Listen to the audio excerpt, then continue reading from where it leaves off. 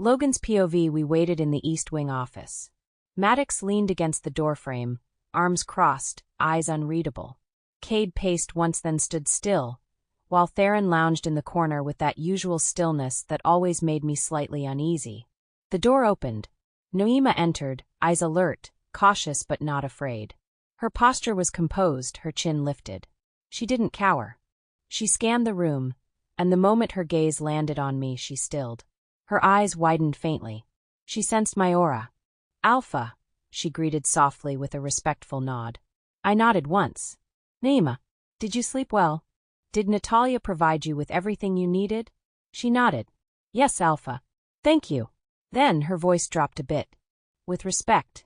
Why am I here?" I studied her. Calm but cautious. I leaned forward slightly. "Are you aware of what happened to Zuria after you were relocated to Silver Pine Pack?" The name hit her like a slap. Her eyes went wide, her breath caught, and her hand covered her chest. "What happened to her?" "Is she?" she choked, her voice trembling. "Did something happen to my Zuria?" I didn't answer. Not directly. "Did you hear anything about her while you were at Alpha Rodney's?" Her lips trembled. Tears welled in her eyes. "No," she whispered. "Alpha Darien warned me. Told me if I ever tried to make contact, if I ever reached out, the outcome would be deadly.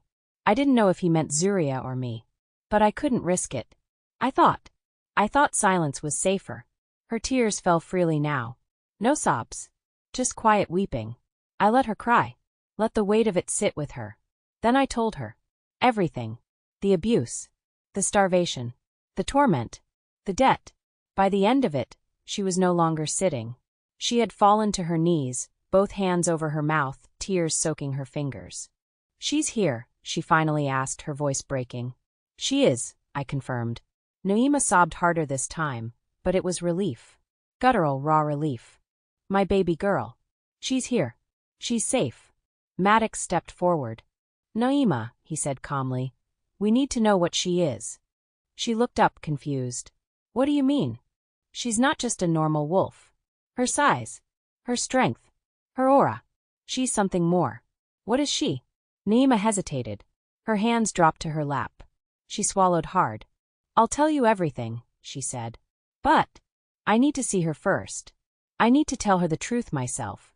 She deserves that. She needs to hear it from me." I exchanged a glance with Maddox. "I swear," she said quickly. "I swear to the moon goddess, I will tell you everything. Just let me speak with my daughter first. Let me tell her first." There was a long silence. Then I gave a single nod. "After her private lesson is complete this afternoon, you'll see her."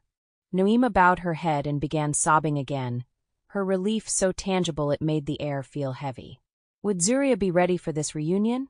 Maddox's POV back in Logan's office, the silence hung thick between us. Logan stood with his arms crossed, staring out the wide glass window overlooking the training fields, though I knew his mind wasn't on warriors or routines. He hadn't said a word since Naima was escorted back to her room. The weight of his decision pressed heavy on him. I could see it in the tense line of his jaw, the way his fingers twitched at his biceps like he was ready to punch something. "Did I make a mistake?" he finally asked, voice low and rough. I leaned against the corner of his desk, arms folded. "Letting her speak to Zuria first?" He didn't turn around, just gave the smallest nod. I exhaled slowly, then shrugged. "If you had forced her to talk, who knows what the fallout would have been. A broken woman doesn't give up much. A grieving mother? Even less." Nicholas lounged on the nearby leather chair, boot up on the edge of the coffee table. "He's right. That woman's barely keeping it together. Forcing her would have shattered what little trust she has." "She was already on the verge," Cade added, tone gruff but thoughtful. "You saw her hands trembling. Her eyes were wild and terrified. She's holding herself together by threads." Theron, always more cynical, arched a brow from his spot by the far wall. "Still think it's risky. We're operating in the dark here. We don't know what Zuria is or what Naima knows. And now we have to wait while the girl gets the truth first. We owe Zuria that," I said, voice firmer now. "She's earned that much. After everything those bastards put her through. If her mother wants to be the one to explain her bloodline, her origin, then let her. This isn't an interrogation, Logan. This is a family being stitched back together after being ripped apart for years. Logan finally turned, the alpha edge in his features softening just slightly. And what if she lies? What if she twists it to protect herself? I gave him a knowing look. We'll know. A long silence stretched out before Logan sighed and rubbed the back of his neck. Still doesn't sit right with me. We give them space, I replied. Let the mother and daughter reunite. Let the past come out naturally. We'll learn more from that than any forced confession. They're not going anywhere, Cade said with a short nod. They're both on Shadowfang land. Zuria's safe here, Logan. She's not a flight risk. She won't want to run. She'll want answers just as much as we do. Theron rolled his eyes but gave a begrudging nod of agreement. Logan finally eased back into his desk chair, exhaling heavily. All right. We'll wait. Nicholas grinned, spinning a knife idly between his fingers. Besides, let's be honest. You want Zuria to get the truth from someone who loves her. Not from us in a cold interrogation room. We might be assholes, but we're not heartless. Logan scowled but didn't refute it. I clapped him on the shoulder. You did the right thing. Let's regroup after they talk. Once Zuria knows who she is, we'll finally understand what the hell we're dealing with. And with that, the office settled into a heavy but quiet calm. We didn't know what revelations were coming. But one thing was certain. Zuria's truth was about to rewrite everything we thought we knew. The late afternoon sun filtered through the packhouse windows, casting a warm golden hue across the polished floors and stone walls. But inside the living room, there was a quiet tension that had nothing to do with sunlight or shadows. Logan and I sat on the dark leather couches, shoulders squared, faces still. The brothers were nearby, Cade leaning against the fireplace, Theron perched on the arm of a chair, Nicholas seated with one leg crossed over the other, idly twirling a knife in his hand. We were all waiting. Finally, the sound of approaching footsteps broke the silence. The padded rhythm of boots, 2 pairs, flanking a softer step in the middle. Mira and Alara escorted Zuria into the room. Her eyes immediately scanned the space, her brow furrowing. She slowed as she stepped in, taking in all of us seated, quiet and serious. I could see it in her face, something wasn't right. Alpha Logan? She asked softly, her voice uncertain. Come sit, Logan said gently, patting the spot beside him on the couch. She moved forward hesitantly and sat next to him, curling one leg beneath her like she always did. Her eyes moved from me to the brothers, then back to Logan. That worry was building in her chest. I could see it. Her heartbeat was already picking up. Her fingers fidgeted slightly with the hem of her sweater. What's going on? She asked, voice careful, like she wasn't sure she wanted to know the answer. Logan glanced over at me, then reached for her hand. There's something I need to share with you, he said softly, his alpha tone gentle but firm. And I want you to know, first and foremost, you are safe. This is your home. You are never going back to that place. Do you understand me? Zuria's eyes widened. Wait. Am I? She swallowed hard, panic threatening to creep in. Am I being sent back? Logan shook his head immediately. Never. You're never going back there, Zuria. That's not what this is about. I need you to let go of that fear. You're Shadowfang now. That's final. Her shoulders relaxed a little, but not much. Her mind was racing. I could see it all over her face. That's when I spoke.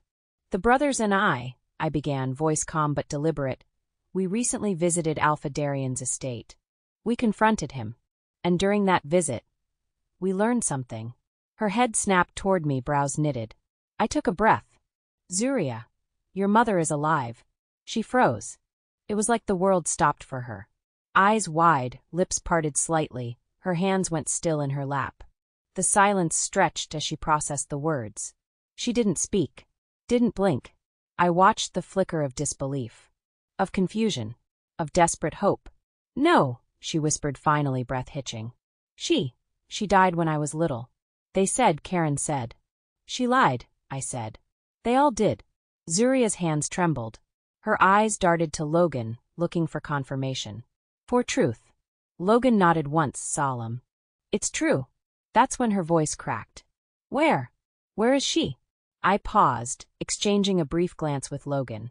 After she gave birth to you, Darian allowed her to stay for a short while. But when it created problems in his marriage, He sold her to Alpha Rodney. That's where she's been all these years.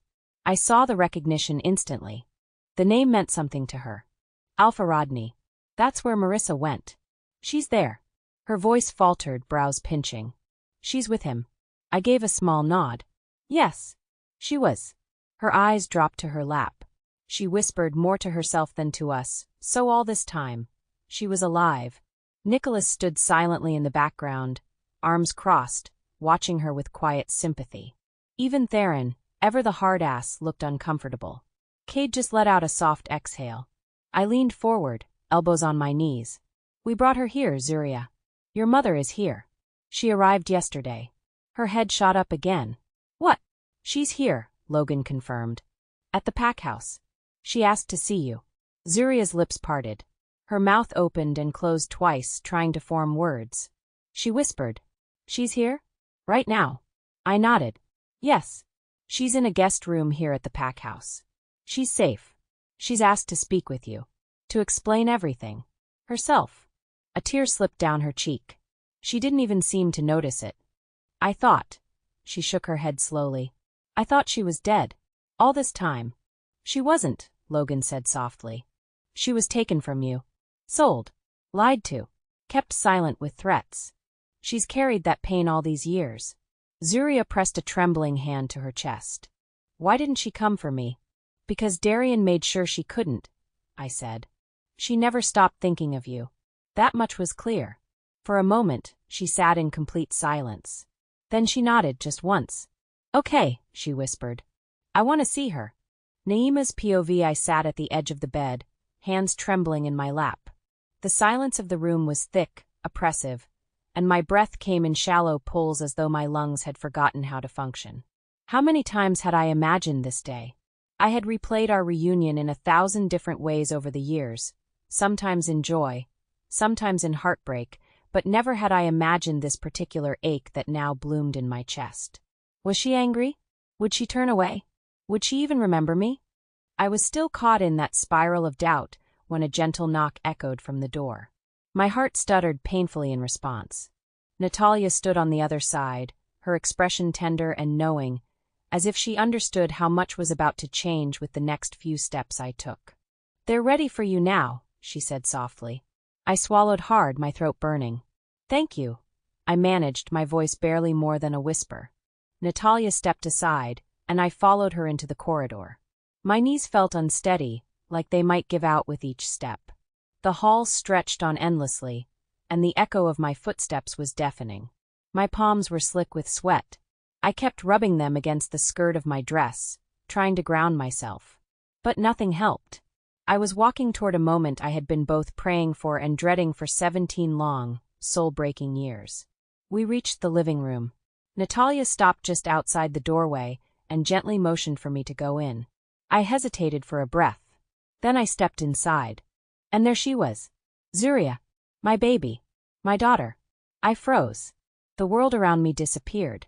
There was only her. She was standing near the center of the room, her head turning toward me as though she had felt me before she saw me. Her eyes, my goddess, her eyes. They were wide, shimmering, and so achingly familiar. Those were my eyes. The same ones I had kissed goodnight every evening until she was ripped from my arms. Time seemed to warp. My chest tightened so painfully it felt like a knife had wedged between my ribs. She had grown into such a stunning woman. Tall and strong, with rich, radiant brown skin and a quiet intensity in her stance that spoke of fire forged through hardship. Her hair was a glorious crown of coils pulled back from her face. There was power in her, beauty and grace, and something ancient in her bones that made her seem more than human. My baby girl, I whispered, voice breaking. Tears slid down my cheeks before I could stop them. Zuria moved like a tide rolling toward me, and I met her halfway. And then we were in each other's arms. Her embrace was fierce, desperate, and full of every unspoken word we hadn't been able to say for years. She held me like she never wanted to let go. I crumbled in her arms, burying my face in her shoulder as I wept. Great heaving sobs racked my body, the kind that had been trapped inside for far too long. I'm sorry, I cried into her curls. I'm so sorry. I never stopped loving you. I never stopped praying for the moon goddess to protect you. Her arms tightened. You don't have to apologize. I understand now, she whispered, voice thick with tears. I missed you. Every day. I pulled back slightly just to look at her. My hands framed her face, my thumbs brushing away her tears even as my own kept falling. You're so beautiful, I whispered. Look at you. You've grown into everything I prayed you'd be. Zuria choked out a laugh that quickly dissolved into a sob. I thought you were gone. They told me you were dead. I know, baby, I said, pressing my forehead to hers. And it killed me that I couldn't tell you the truth. That I couldn't reach you. But you're here now. We're together now. Behind us, someone sniffled. Natalia stood by the door, crying quietly. Even the fierce warriors in the room, Maddox, Logan, and the brothers looked deeply affected. Their normally unreadable expressions were softened, touched by the reunion unfolding before them. Logan stood slowly and cleared his throat. We'll give you time, he said gently, his deep voice a respectful murmur.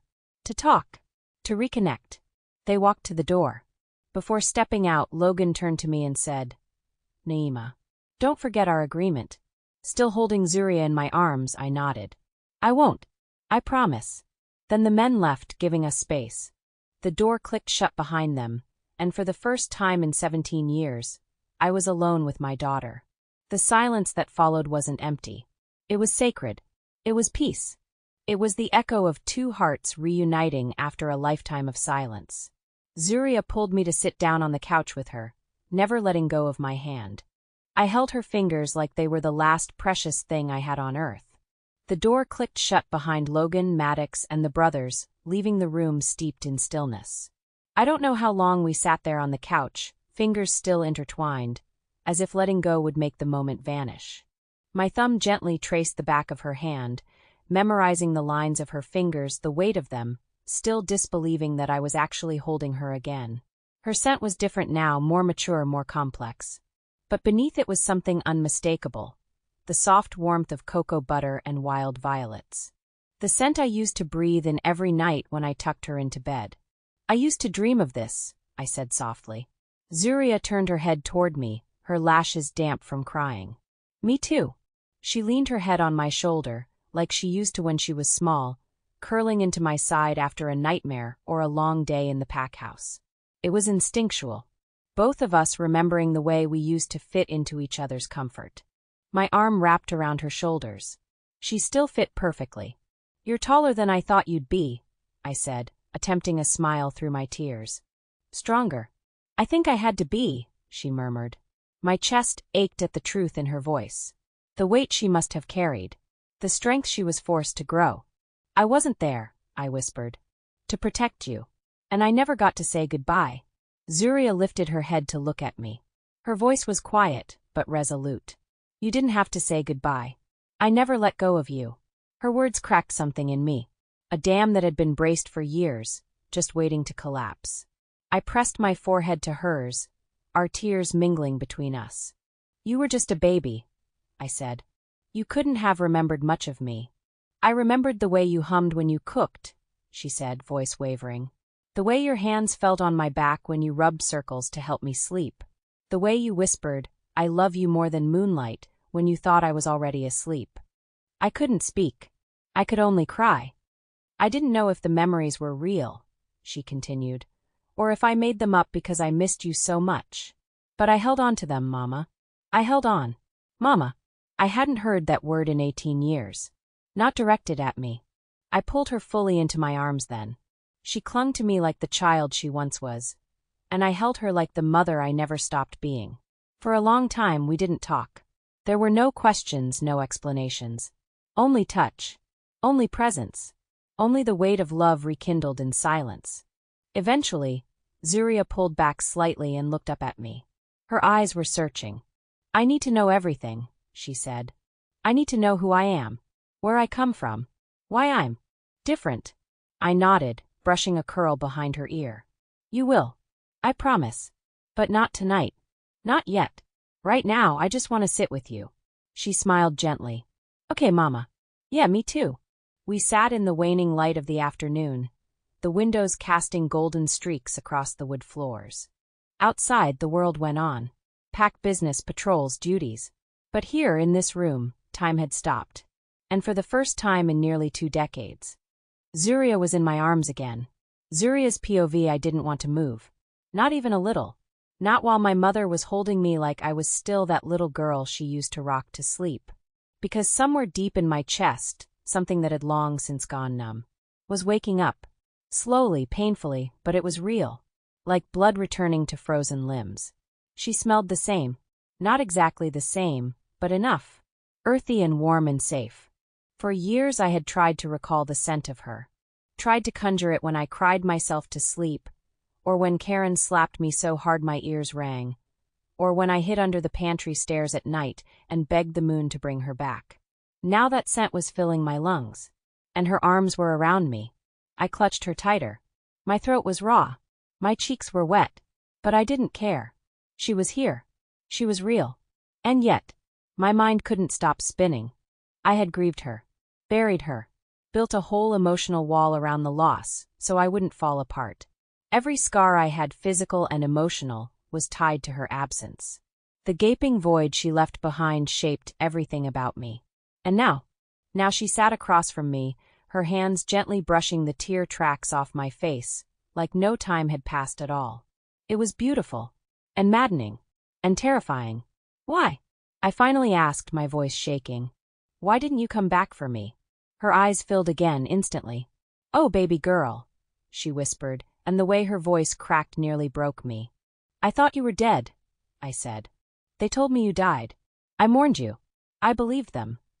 I know, she whispered. I know what they said. I didn't want to leave you, Zuria. I didn't. Alpha Darien forced me out. Sold me. I didn't have a choice. If I had stayed, he would have killed me. And I knew if I fought back, he'd punish you for it. Her voice trembled with each word, and I could tell she had said those lines to herself 1,000 times in her head over the years. To survive. To not lose her sanity. To believe that maybe, just maybe, her daughter would one day understand. I didn't even know if you were still alive, she whispered. But I prayed. Every night. I prayed that the moon goddess would protect you. That she would keep you strong and guide you to where I couldn't. I looked into her eyes. They weren't the same as I remembered. They were softer now. Older. Worn down by time and grief. But the love in them? It hadn't changed. That was the thing that finally cracked through the last of my emotional walls. That look. That fierce, protective, tender kind of love that I had only ever dreamed of feeling again. I wished for you, I told her. Even when I was told you weren't alive, I still wished. Every birthday, every stormy night, every time I heard a woman humming. I hoped it would be you. She reached up, cupping my face. I'm here now. It was such a simple phrase. 3 words. But they held a lifetime. I let the silence settle again. We didn't need to speak. I leaned back against her, letting my body rest in her embrace. My cheek pressed to her chest, and for the first time since I was a child, I heard the heartbeat that once lulled me to sleep. Naima's POV, the moonlight spilled gently through the window, washing the room in a silvery glow as I sat beside my daughter. My beautiful, strong, and still unbelieving daughter. Zuria had been quiet for a long while. Her fingers played absently with the edge of a blanket draped over her lap, her brows drawn tight, the occasional shiver running through her limbs even though the room was warm. I didn't blame her. It was a lot. I had waited too long to tell her the truth. Too long to give her the answers she deserved. So now, I would give her everything. Zuria. I began gently. You need to know about who you are, who I am, and the bloodline you come from. She looked up at me with tear-reddened eyes, waiting. My true name is Naima Velarin. I am not just an Omega servant or Alpha Darien secret mistress. That's the lie I let live for too long so I could protect you. But the truth is much more complicated. I took her hand in mine and felt it tremble, but she didn't pull away. I was born of 2 bloodlines. One Lycan, one dire wolf. My mother, Nyara, was a full-blooded dire, born under a rare crescent eclipse in the highlands of Eldrin. My father, Varek, was a Lycan, forged from a long line of warriors blessed by the moon goddess herself. They weren't supposed to find each other, much less fall in love. But they did. Zuria's eyes widened slightly. I could feel her heartbeat shift under her skin. Their union was unnatural to many, I continued. It frightened both wolf and lichen factions. They called it cursed, dangerous, but the moon goddess called it sacred. When my siblings and I were born, our blood held power that hadn't been seen in generations. The merging of lichen and dire wolf awakened something ancient within us. I paused, waiting, letting her absorb it. "I have answer, uncles?"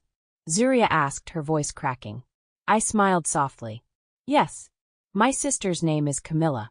She's been hiding in plain sight, working as a librarian in a tiny corner of Seattle. My brother, Dante, lives far in the north, somewhere in Alaska. We chose to separate, to scatter in order to survive. Because we're being hunted." "Hunted? Why?" she whispered. I hesitated. This part always haunted me. "Because of our blood. It has magical properties. The lichen side accelerates healing.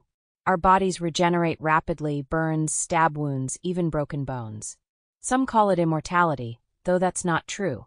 We can still die, if our hearts are ripped out or we're beheaded. But it makes us hard to kill. It makes our blood valuable." Zuria blinked slowly, confused. "Valuable how?" she asked cautiously. I looked away, my jaw trembling. "Our blood can be consumed." Her whole body went stiff. "Consumed? Like drank?" I nodded. "Yes. Those who consume it can gain strength, regeneration, and heightened senses. Some witches use it in rituals. Some alphas believe mating with a lichen-dire hybrid will make them more powerful, giving their heirs stronger than any alpha line." Zuria's lips parted in horror. "That's why people like me, like us, are hunted." Silence fell again, sharp as broken glass. Then, with trembling certainty, she asked, "Why didn't you tell me?" Tears prickled behind my eyes again. "Because it would have put a target on you too soon. I needed you to learn to survive first. To endure. I thought, maybe if you grew up away from all of it, you'd be safe." Her voice was low. "I wasn't safe." I nodded, ashamed. "I know, baby. I know." We sat in silence for another few moments before she whispered, "So, what does that make me?" I took both her hands in mine and looked her in the eyes. "It makes you more powerful than you realize. You are lichen, dire, an alpha. Your wolf is stronger than most alphas. You can't be commanded. Your body will heal faster, your senses will sharpen, and you will live for a very long time. But that also makes you a target." Her throat bobbed as she swallowed. "I don't want any of that," she whispered. "I just wanted to belong somewhere." I touched her cheek and smiled through my tears. "You do belong. Right here. With me. With this pack. With Logan and Maddox, and the ones who fought to get you away from Darien." She sniffled. "So now what?" "Now," I said softly, "I teach you how to awaken your blood. How to call on the strength of your ancestors when you need it. We'll go slow, but I promise you'll never be in the dark again." Her head dropped to my shoulder, and I wrapped my arms around her again, rocking her gently. "I missed you," she whispered. "I missed you every single day," I replied, kissing the crown of her head. Zuria's POV. The silence that followed after my mother shared everything felt too sacred to break. I sat still for what could have been minutes or hours, curled against her side, the quiet rise and fall of her chest grounding me in a storm of revelation. Her hand stroked my hair, like she used to when I was little. She had given me her truth, raw and unfiltered. And now it was a part of me. Lichens. Dire wolves. Blood that can heal. Blood that can kill. Blood that can empower. My blood. I stared at my hands as if they belonged to someone else. How could something so unbelievable live inside me? How could I have walked through this world unaware that I carry the legacy of ancient beings, of hunted gods and forsaken love stories? And then there was Leslie. My wolf. My constant, my tether. She had been there through every moment I thought I would break. She howled in defiance when I wanted to shrink. She prowled the edges of my mind, fierce and protective, even when I tried to silence her to survive. Now I understand why she is the way she is, massive, powerful, unlike any I've seen. She's not just a wolf. She is lichen. She is dire. I rose from the couch and began to pace the room, my breath coming in slow bursts. My mother watched me without speaking. She didn't need to. Her eyes said she understood. My whole life I'd been surviving in silence, thinking that silence equaled safety. But safety doesn't exist in the shadows. It exists in light. In truth. in knowing who you are. I am Zuria, daughter of Naima, granddaughter of Nyara and Varek, heir to the blood of wolves and warriors. That night, after we both had a moment to breathe and sip some calming tea Natalia had brought to the room, my mother began to share more about our bloodline, our history. Your grandmother, she said, her voice reverent, was Nyara, a dire wolf of unmatched strength and power. They say her howl could shatter bone. She carried an aura that brought alphas to their knees. Not because she demanded power, but because she simply was power. I leaned forward, hanging on to every word. And your grandfather, she smiled gently, was Varek, a lichen descended from the original line, blessed by the moon goddess herself. His healing ability was legendary. He once survived 3 arrows through the chest and fought on. My breath caught. So, I come from both of them. Naima nodded. Their union was one the elders feared. The mixing of blood that should have never happened. But it did. It birthed me. My younger sister Camilla. My brother Dante, the oldest of us 3. We were raised in secret, trained in silence, protected by a village that knew what we were but never spoke of it. Until the hunters came. She stared into the distance for a moment, then continued. Our parents told us to run while they stayed behind. They died to buy us time to flee. Camilla now hides in Seattle, posing as a librarian at a small forgotten archive filled with secrets. Dante. He wanders the north, somewhere deep in Alaska. Each of us split apart, so the scent trail would be harder to follow. I shook my head, the weight of it all pressing into my bones. And you ended up with Alpha Darien. Her lips twisted bitterly. It was supposed to be safety. Instead, it was captivity. Until you came. You were my greatest joy. But also my greatest risk. When I was sold, I thought I'd never see you again. We sat together in silence, letting the grief settle. Then she added quietly, You are more than you know, Zuria. Lichen blood heals rapidly. Dire wolf blood is immune to alpha commands, as it's more powerful than an alpha. Both are long-lived. I looked down at my hands again. My blood was power. Logan's POV the next morning. I sat with Maddox and the brothers in the packhouse's main room while Naima recounted everything she had shared with Zuria the night before. Each word that left her lips felt like a punch to the chest. Layer upon layer of impossible truths unraveling before us. She's part lichen, part dire wolf, Naima explained quietly, her fingers wrapped around the mug of tea Natalia had brought. And now, with alpha blood running through her veins, Zuria's strength will be unlike anything the packs have seen in generations. None of us spoke. Even Maddox, usually sharp with commentary, remained stunned. The weight of Naima's words hung heavy in the air, each one settling like a stone in my gut. She can't be alpha commanded, Naima added. She'll live for centuries. And her blood, if consumed, it restores and empowers. Jackson growled in the back of my mind at that revelation. I swear to you, I said firmly, my voice steady despite the turmoil inside me. No one will ever take what belongs to me. To this pack. Naima hesitated, her eyes searching mine. Then she looked at me with careful eyes. Alpha Logan, I need to ask you a favor. I nodded once, giving her my full attention. Go ahead. I want my siblings to come here. Camilla and Dante. They've been in hiding for too long. Shadow Fong seems to be the only place where no one is trying to harvest us or breed us for power. It's the only place I've seen my daughter safe. I believe we'll be safe here too. Maddox leaned forward, clasping his hands together.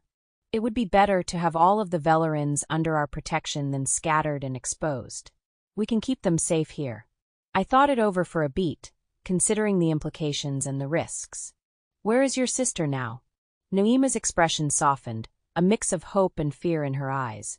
Camilla is in Westbridge, a small coastal town just outside Seattle.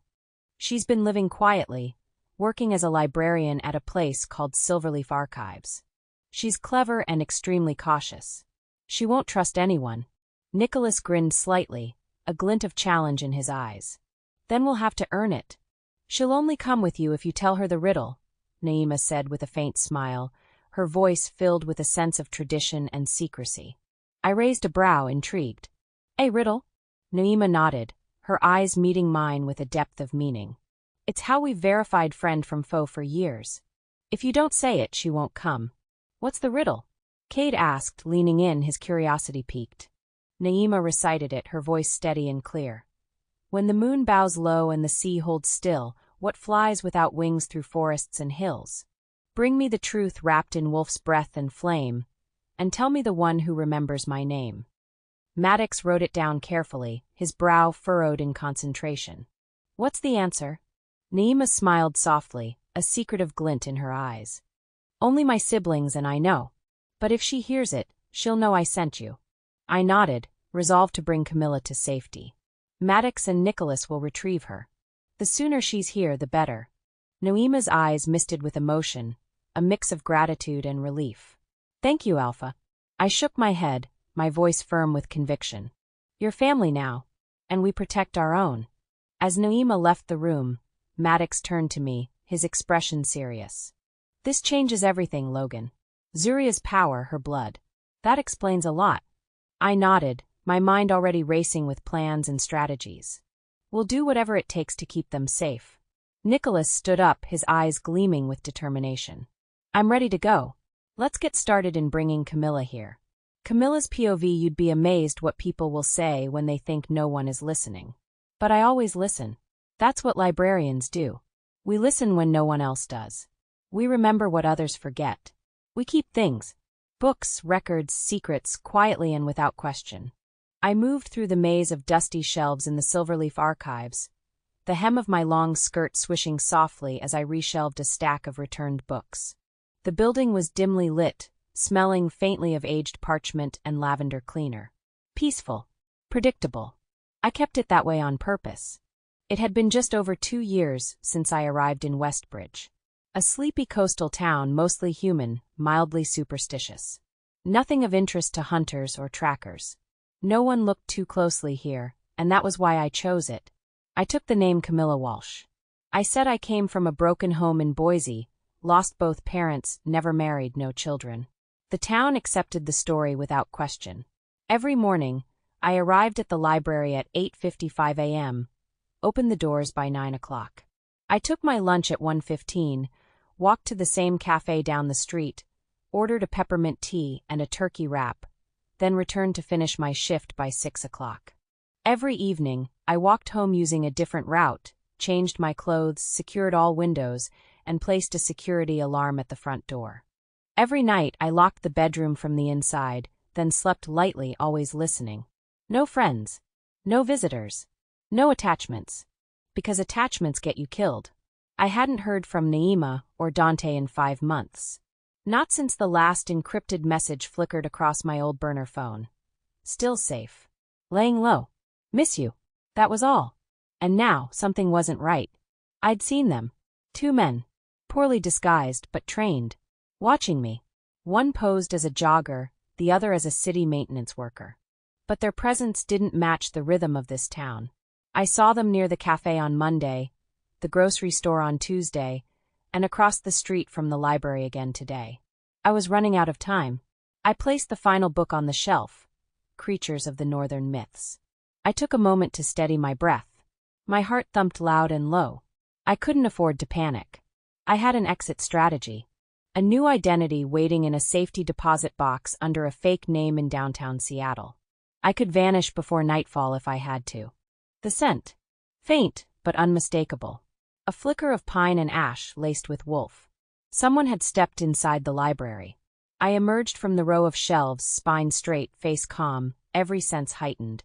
2 men stood near the front desk. One was tall, olive-skinned, with deep-set eyes that scanned every inch of the room like a soldier assessing threats.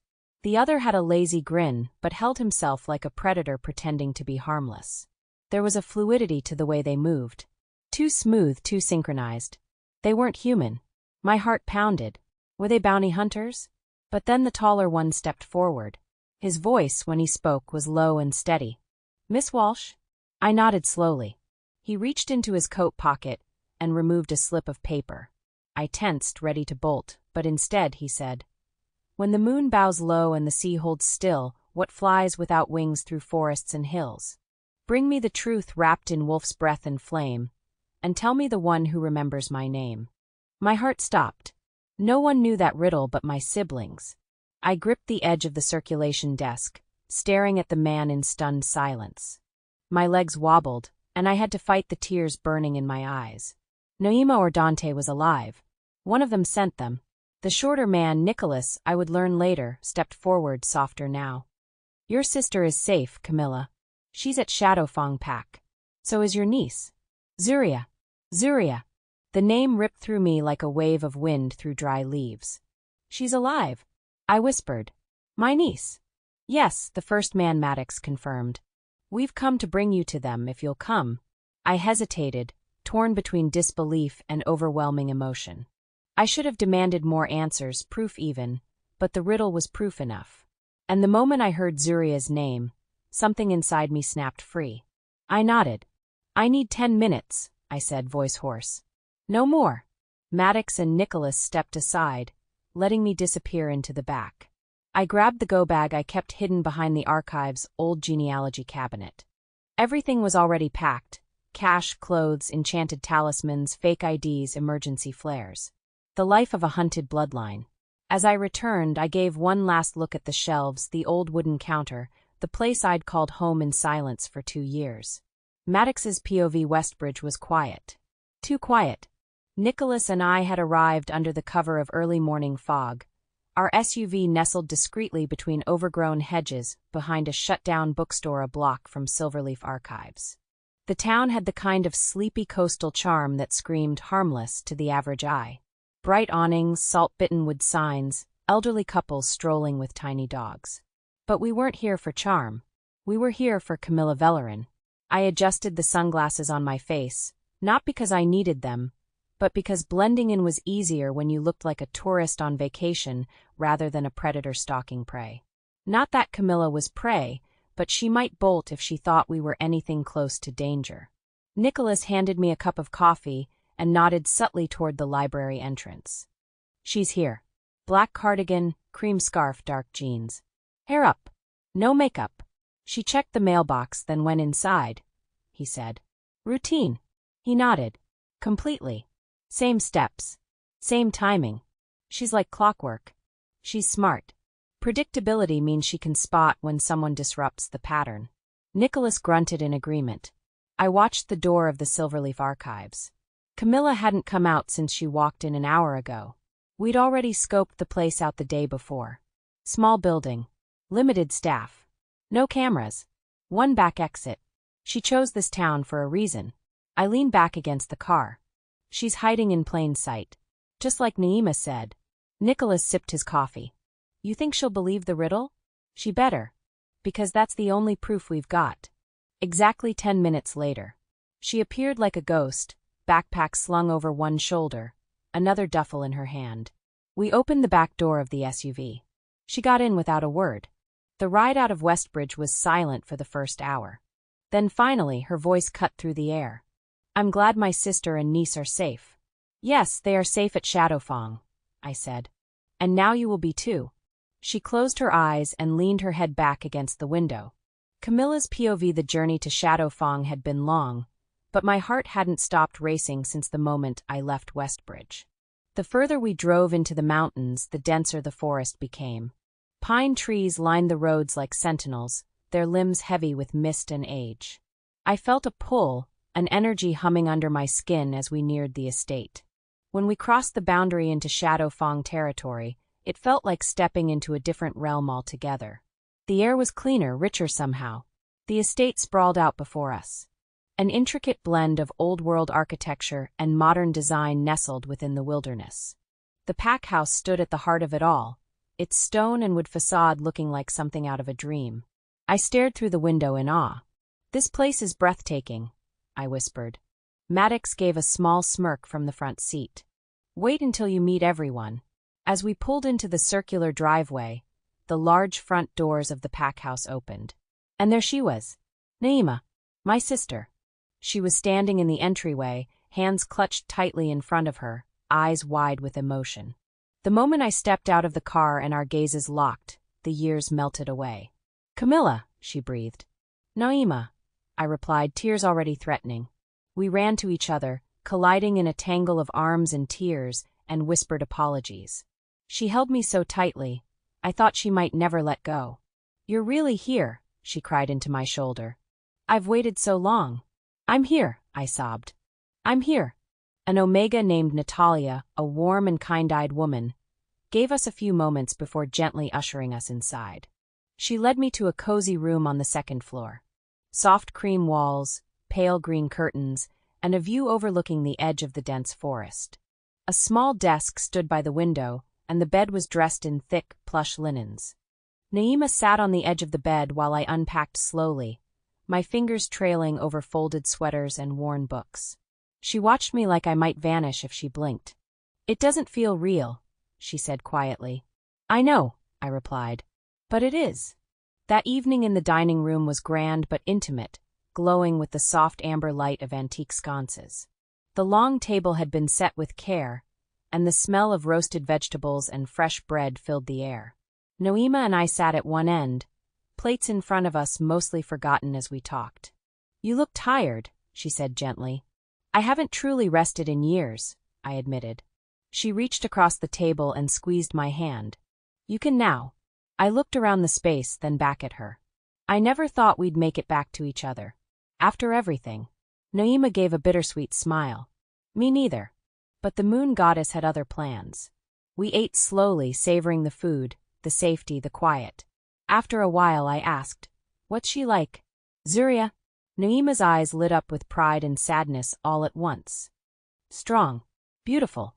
So much fire in her. She's been through hell, Camilla. But she's still standing. She reminds me of our mother." I swallowed hard. "I can't wait to meet her." "Soon," Naima said. "She needs time. But soon." I nodded, understanding. Some wounds take longer to close than others. That night, as we returned to my room, I paused at the window and looked out over the darkened landscape.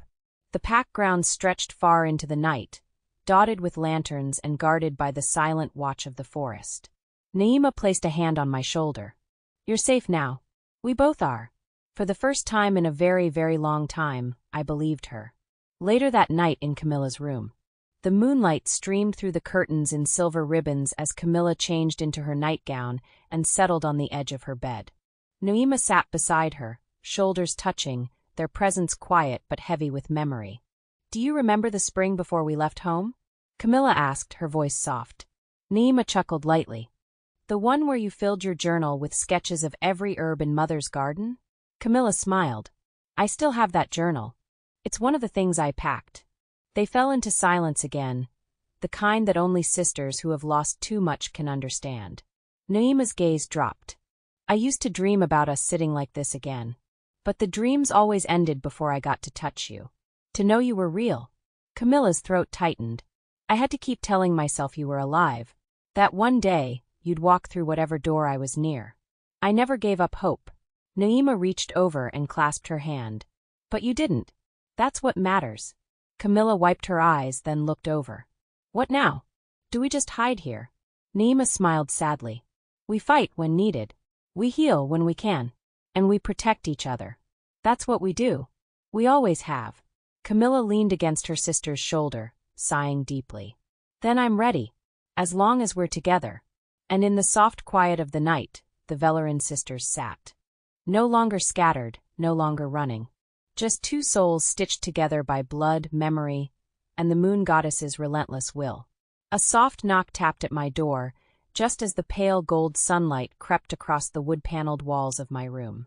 I hadn't slept much, but for once it hadn't been from fear. I had stayed up listening to the quiet hum of Shadowfang's territory, the chirping of night birds, the far-off rustle of the forest. It was peace I didn't know I craved. "Come in," I said, my voice still heavy with sleep. Naima slipped through the door, her curls still damp from an early shower, wrapped in a deep gray robe. She held 2 steaming mugs in her hands. "I remembered you liked tea in the morning," she said, handing one to me.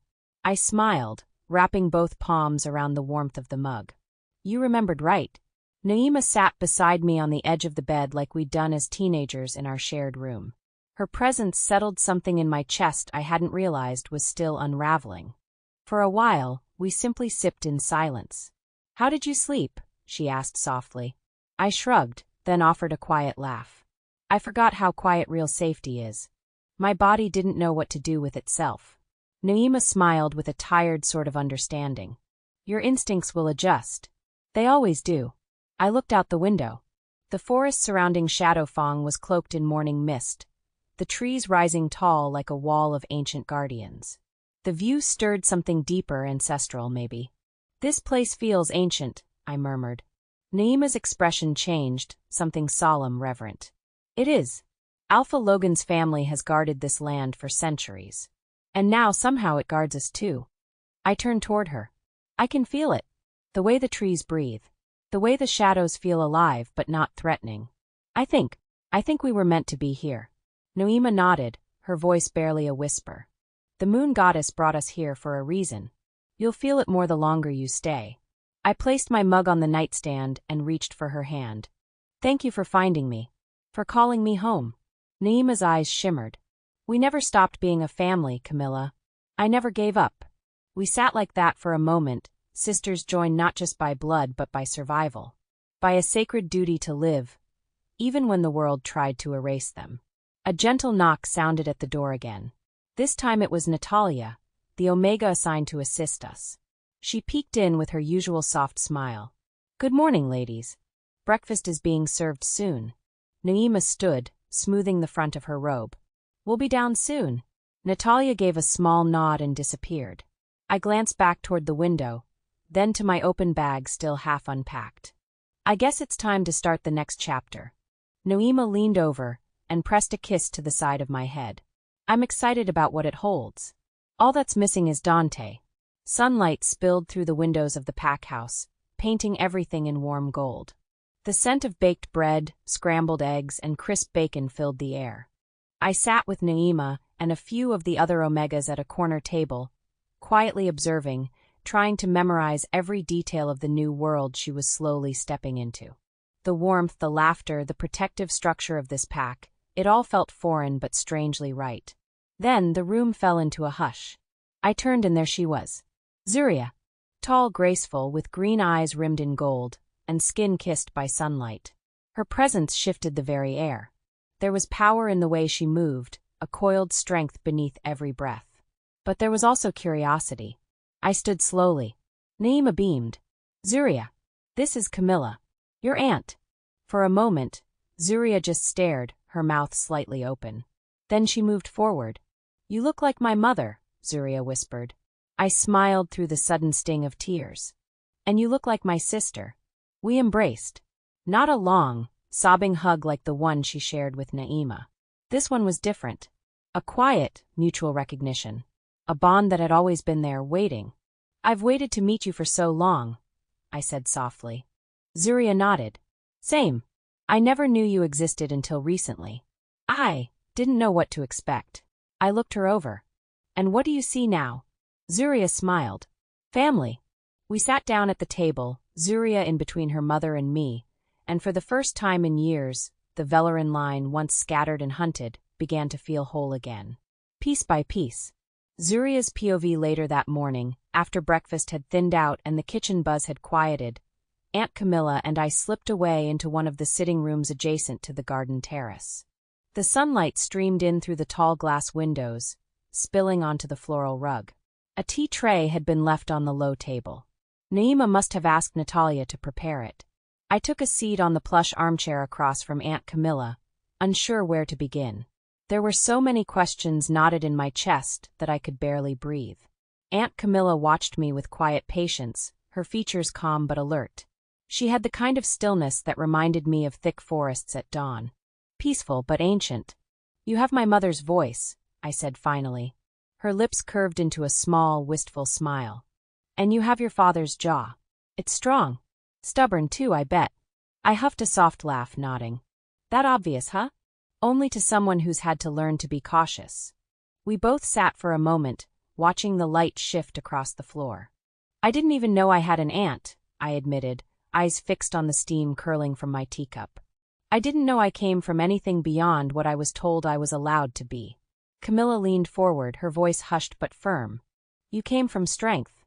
From survival. From love, Zuria. Even when it was buried in fear. I swallowed hard, then asked the question that had been tugging at my chest since the moment I saw her. Why didn't Mama tell me about you? About our bloodline? Camilla exhaled slowly, her eyes lowering. You were too young to understand. Also knowing would put you in danger. Because once you know who you are, truly, you can't go back.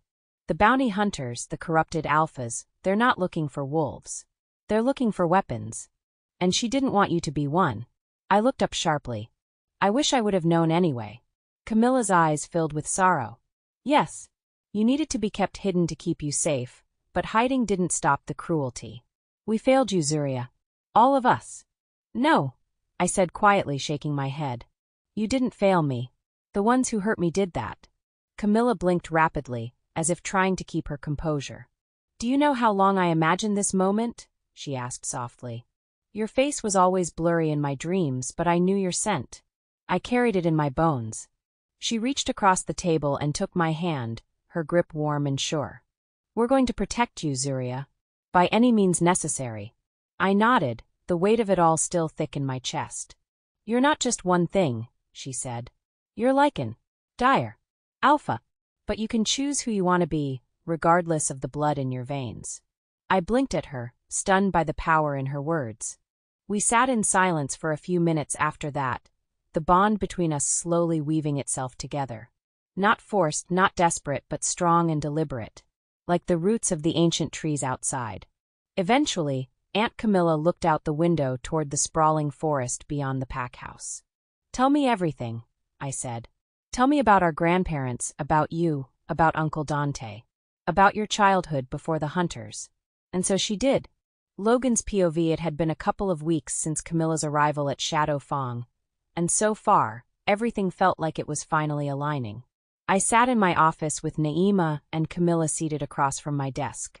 Maddox leaned against the wall with his arms crossed, while the brothers Cade, Nicholas, and Theron took up seats nearby. So, Camilla, I began, watching her carefully. How have you been settling in? Camilla folded her hands in her lap and offered a gentle smile. This is the first time I've felt peace since I've been on the run, hiding. Before the hunters ruined everything. This place. It feels safe. Naima reached over and squeezed her hand. I'm glad to hear that, I said sincerely. Shadow Fong is your home now. Both of you. Camilla nodded, then straightened slightly. That said, I'd like to begin working. I don't want to be a freeloader. I waved her concern away. You're not freeloaders. Neither of you. You've earned your place here. Still, Camilla insisted. Even so, I want to contribute. It matters to me. Maddox stepped forward. Then I have a suggestion. The orphanage could use someone like you. Your knowledge of books, your calm demeanor.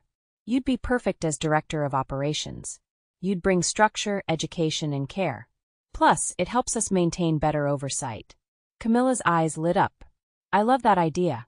When can I start? Tomorrow morning, I said with a nod. Naima turned toward us then. There's something else. It's time to begin training Zuria. She needs to understand the Lycan and Dire ways. Our heritage, our strengths. It's time she knows how to use it. I nodded in full agreement. She does need to be ready. Maddox added. I'll work with Elias to create a new schedule. We'll make sure she has time for both studies and your training.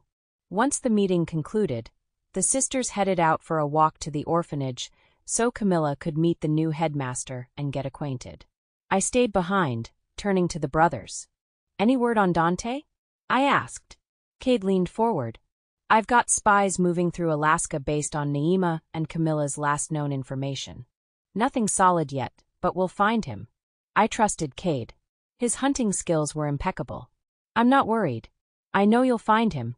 After they left, I went to check in with Elias at the library.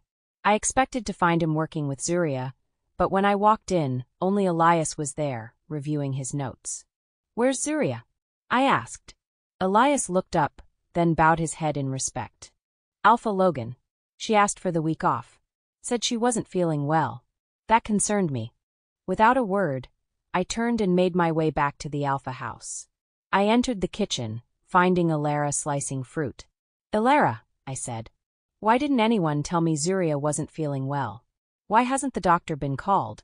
Before she could answer, Marta walked in. What's going on? She asked, sensing the tension. Elias just told me Zuria's unwell, but no one called the doctor. I growled. Marta gave me a look of understanding. That's because this is her heat week. I froze. Her what? I asked, forgetting she would be in heat at some point, considering she's of age now. Her heat, Marta explained. It started this afternoon. She asked for privacy in her room until it passes.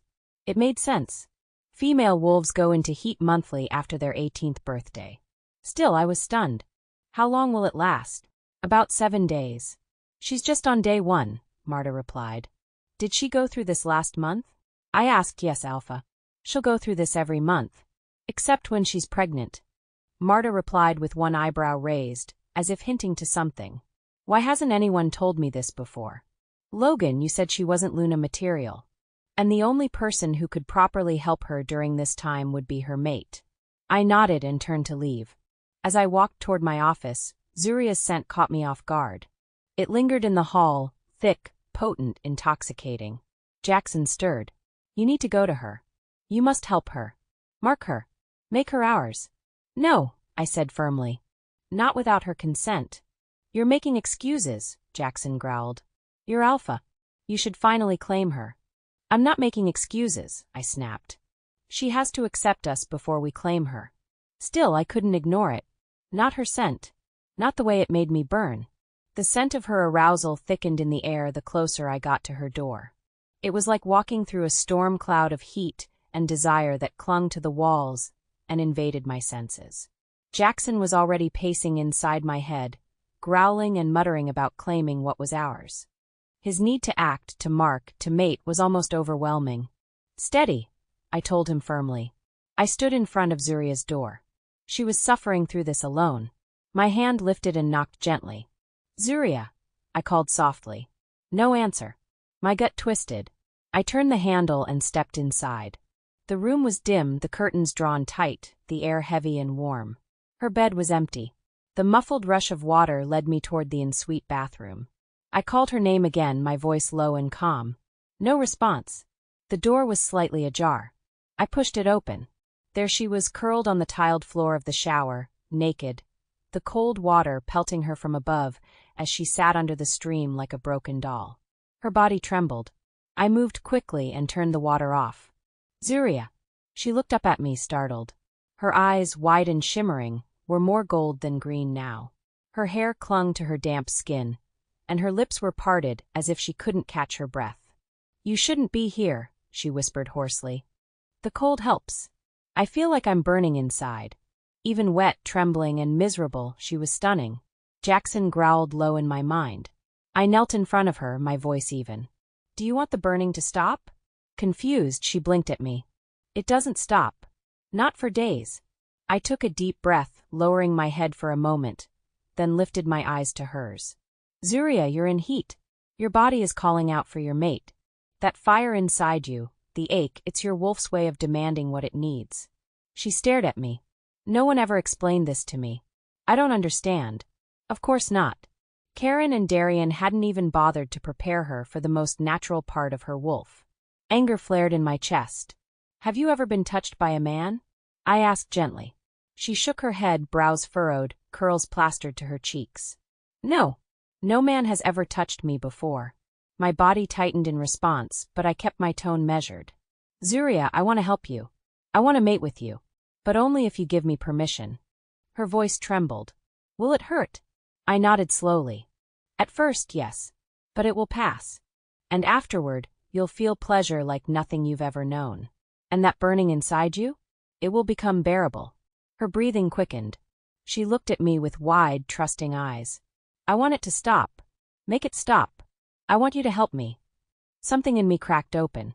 I reached for a towel and wrapped it around her gently before lifting her off the shower floor. Her skin was blazing hot beneath the fabric. She clung to me instinctively, her arms around my shoulders, her legs around my waist. Her body pressed close, and I inhaled deeply, her scent heavy and ripe. When I reached her bed, she buried her face in the crook of my neck. Her lips parted, and I felt her breath. Then a sharp sting. She bit me, claimed me. Her fangs pierced my neck just below the jawline, instinct guiding her where knowledge hadn't. A powerful wave of emotion surged through me. Jackson howled in triumph. The pain was intense. Her fangs were longer than those of a normal wolf. The punctures went deep, and I could feel my blood responding to hers immediately. My body trembled under the strength of the bond forming. Before I could stop myself, I growled low and possessive, tilting her neck just slightly and sinking my own fangs into her soft skin. We were bonded. My mate. Now my Luna. The room shimmered with power as our bond locked into place. I laid her down on the bed gently, her eyes wide, pupils blown with both power and desire.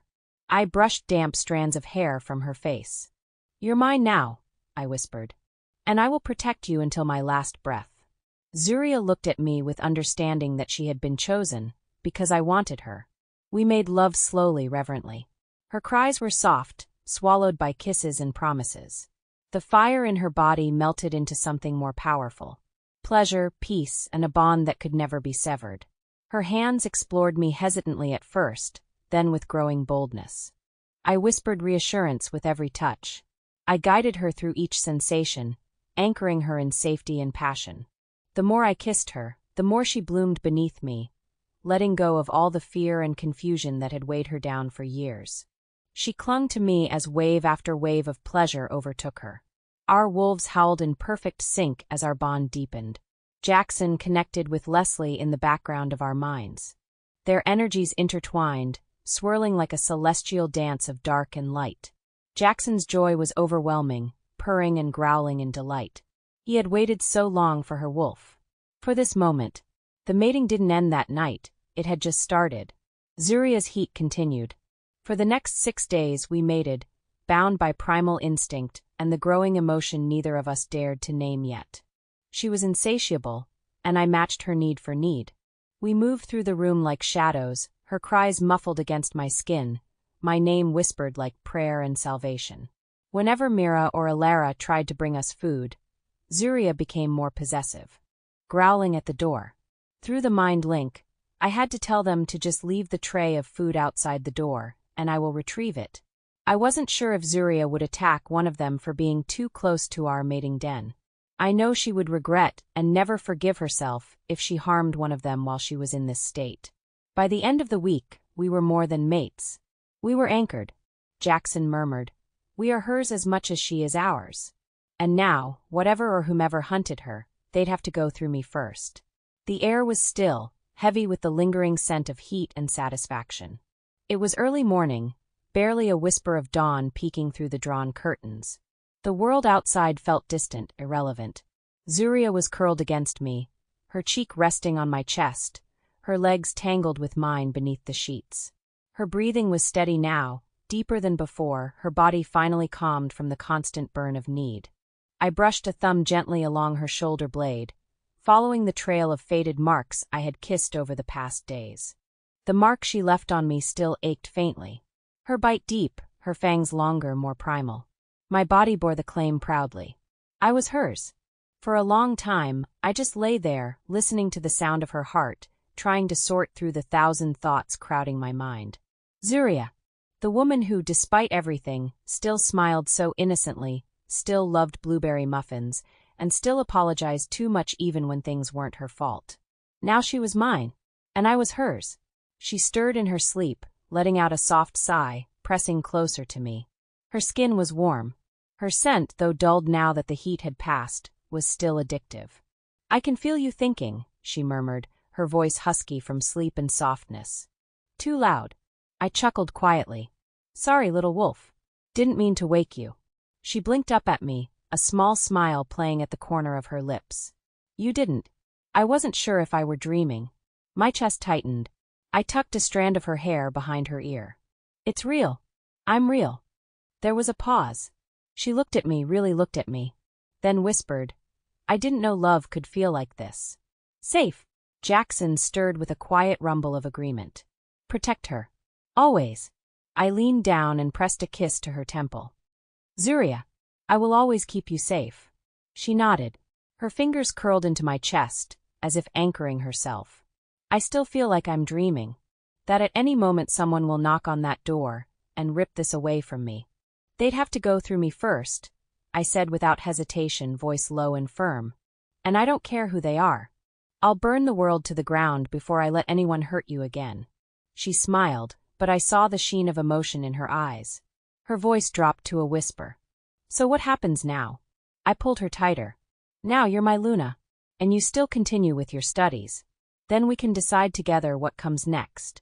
Zuria rested her head against my heart again. Okay, I smiled. The morning light spilled across the hardwood floor as Zuria and I walked into the dining room. My hand rested firmly on her lower back, guiding her protectively, possessively. I pulled out a chair for her, helping her settle in before taking my place beside her. Maddox and the brothers were already seated, their plates half filled with pancakes, eggs, and sausages. No one said a word at first, but the smirks were unmistakable. Maddox grinned broadly, pouring syrup on his stack of pancakes. Well, if it isn't the Alpha and our new Luna. Yes, he added with a teasing wink. Our Luna. Shadowfang has its Luna. Finally. Theron chuckled. About damn time. I rolled my eyes and muttered. Shut up. Laughter broke out around the table. Zuria's face flushed a deep crimson, her cheeks and ears glowing with embarrassment. She ducked her head slightly, but I could feel the joy radiating off her. She was glowing. Marta emerged from the kitchen with a towel draped over her shoulder and a tray in hand. Her eyes sparkled with mischief. Eat up, Luna. I'm sure you need to replenish your strength from these last several days. She leaned down and placed a kiss on Zuria's forehead. Luna, she said again, savoring the word. I like the sound of that. A wave of warmth surged through my chest. The bond hummed between us like a low vibration, and I could feel the joy Zuria tried to hide behind a shy smile. I looked at her and couldn't help it. I smiled too. She glanced up at me, her eyes shining. That small smile widened. Maddox's POV: it had been a quiet morning. Well, as quiet as it could be with the lingering scent of mated wolves clinging to every inch of the Alpha house. Anyone with a nose could tell that something monumental had occurred. But it wasn't just the scent that carried weight this morning.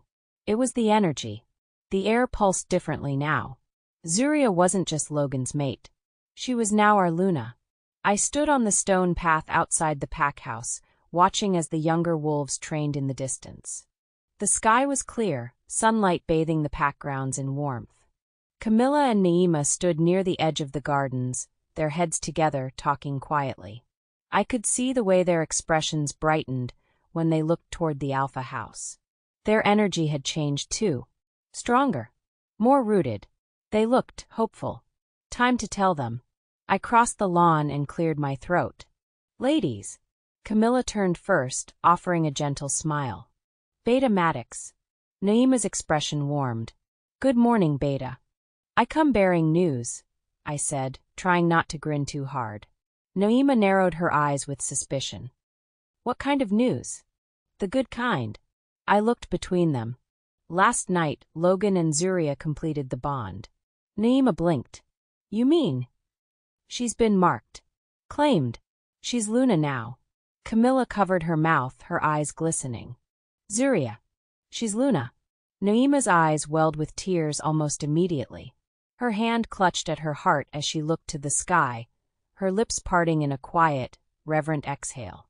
Naima nodded, still overcome with emotion. You don't understand. I used to pray, beg the moon goddess to let her have something like this. A loving mate. I just wanted her to be cherished. She is, I assured her. And now she's our Luna. Naima stepped forward and placed her hand gently on my shoulder. Thank you. For protecting her when I couldn't. I nodded, unable to speak for a moment. We stood in shared silence, the magnitude of it all finally sinking in. After a pause, Camilla wiped her cheeks. So, when's the celebration? I chuckled. Soon. But first, Logan needs to breathe without getting tackled by the pack's curiosity. Let's give them one day to just be. Bonded. Naima laughed, a genuine and melodic sound. That sounds fair. As we turned to walk back toward the pack house, Naima glanced at me with a gleam in her eye. You know, I never thought I'd see the day when my daughter became Luna of one of the strongest packs in the region. I smirked. Neither did Logan. And yet here we are, Camilla said, smiling. Logan's POV: it had been 1 week since Zuria and I completed the bond. 1 week since my wolf, Jackson, roared his claim to the moon, and 1 week since the fire in her had been soothed by my touch and love. But now came the next step. The atmosphere around the Alpha house was one of subtle celebration. Word had already begun to spread, through whispers and exchanged glances, that Shadow Fong now had its Luna. But I knew it wasn't enough for just the pack house to know. It needed to be formal. It needed to be real. For her. Maddox was the first to mention it out loud. "We need to make it official," he said, pushing back his plate. "The entire pack should witness her as Luna." I nodded. "The Luna ceremony will be held in 3 days." Marta beamed. "Finally! I can't wait to prepare a feast for the occasion." "The Omegas are already buzzing," Alara said with a smile as she stepped into the room. "We'll get the grounds decorated in time." "Zuria will need a proper Luna dress," Mira added. "Elegant, soft, but fierce. Just like her." I turned to Zuria. She still looked a little shell-shocked from the attention, but she smiled softly, a bit dazed yet glowing. Her eyes met mine, asking silently if this was real. "It's real," I murmured to her. "I'd like to incorporate something from our heritage," Camilla said as we gathered in the Alpha House study. "From our lichen and direwolf roots. It would be an honoring of the blood Zuria carries." Naima nodded in agreement. "We could decorate the ceremonial pathway with silver thistle, our grandmother's favorite flower. And maybe, if you'll allow it, a fire circle ritual for blessing the bond." I tilted my head. "A fire circle?" "It's an old rite," Camilla explained, her voice soft but steady. "Ancient lichens used it to protect sacred bonds and awaken ancestral blessings." "Okay," I said. "Let's do it." Mira and Alara swooned at the idea. "It'll be perfect." They chimed together. That afternoon, Zuria was swept off into the village by Mira, Alara, and Camilla. They returned several hours later with bolts of soft ivory and midnight blue silk, delicate wolf motifs stitched in silver along the hems. Camilla held a box filled with antique jewelry pieces passed down from their grandmother. "These were hidden for years," she said, placing the box in Zuria's lap. "You're the first to wear them since she passed." Zuria opened the lid with reverence. Inside was a necklace shaped like a crescent moon, and a pair of earrings shaped like wolf fangs. "Thank you," she whispered, her voice thick with emotion. Camilla leaned down, pressing a kiss to the top of her head. That evening, I stood at the top of the stone steps outside the Alpha house, overlooking the open courtyard that led toward the pack village. The sun was still setting, gold light bleeding across the pines. Birds chirped, and a breeze stirred the banners strung along the columns. Zuria stood beside me, cloaked in a soft slate-gray sweater dress, her hair in loose curls. Her aura was soft but radiant, her nerves barely concealed beneath a calm exterior. I slipped my hand into hers and gave it a gentle squeeze. She glanced up at me with a hesitant smile, one I could feel in the bond, all warmth and awe. "You ready?" I asked, brushing my thumb along her knuckles. She nodded. "I think so." We walked down the steps together. The pack had gathered in the courtyard, waiting in hushed anticipation. The children from the orphanage were front and center, all freshly scrubbed and beaming with wide eyes and even wider smiles. I noticed Luca bouncing on the balls of his feet. His grin could have outshone the sun. Maddox and the brothers stood to the side, proud and still. Camilla and Naima stood together, hands clasped, eyes glistening. I took a deep breath and projected my voice through the open air. "Shadow Fong." The murmurs died instantly. "Today, I introduce to you what your hearts may have already sensed. Your Luna has been claimed." The crowd stirred. Luca squealed. Zuria's hand tightened in mine. I turned to face her. "She is no longer just mine to protect. She is yours. Our Luna." The crowd erupted in applause, cheers, and howls. Zuria's eyes widened, overwhelmed, but when I looked at her, she smiled, real, bright, and true. The children rushed forward first. Luca reached her first, throwing his arms around her waist. "I knew it. I knew you were special," he shouted, his voice cracking with happiness. Zuria knelt and hugged him tightly. "You're special too, Luca. All of you are." More children crowded around her, hugging her legs, tugging at her hands. Marta dabbed her eyes with her apron, watching the scene unfold like a proud parent. Once the crowd settled again, I raised my hand. In 3 days' time, we will hold the official Luna ceremony, complete with feast, ritual, and celebration. Every pack member is expected to attend. That's when the real excitement exploded. The Omegas immediately began talking among themselves, forming huddles as they whispered about color palettes, floral arrangements, and seating plans. Marta clapped her hands and grinned. "Oh, I've been waiting for an excuse to make my triple berry pie again. It's Luna-worthy." Zuria looked like she might cry. She stood tall, surrounded by joy, embraced by love, and grounded by the pack she never dreamed she'd have.